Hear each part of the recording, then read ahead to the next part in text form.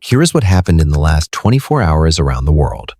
President Trump announced a 10% tariff on imports from 8 European countries: Denmark, Norway, Sweden, France, Germany, the UK, the Netherlands, and Finland, starting February 1st, 2026.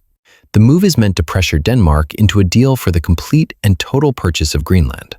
If no deal is reached, tariffs could rise to 25% by June 1st. Protests erupted across Denmark and in Nuuk, Greenland, with demonstrators demanding respect for Greenlandic self-determination.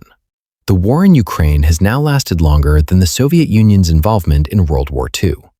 Today, President Volodymyr Zelensky declared an energy emergency, as Russian strikes have left Ukraine producing only about 60% of its electricity needs, forcing urgent power imports.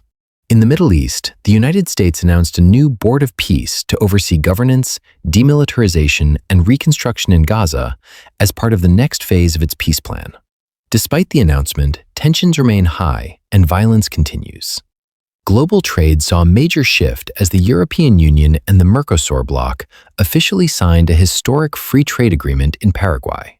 The deal creates a market of 700 million people and removes tariffs on 90% of goods, with the EU offering billions in subsidies to protect its farmers. US-India relations worsened after Washington imposed tariffs of up to 50% on Indian imports, citing India's continued oil trade with Russia. In Africa, Sudan's government announced its return to Khartoum, raising cautious hopes for stability after months of civil conflict. South Korea faces political shockwaves as prosecutors called for the death penalty for impeached former President Yoon Suk-yeol, accused of attempting to impose martial law in late 2024.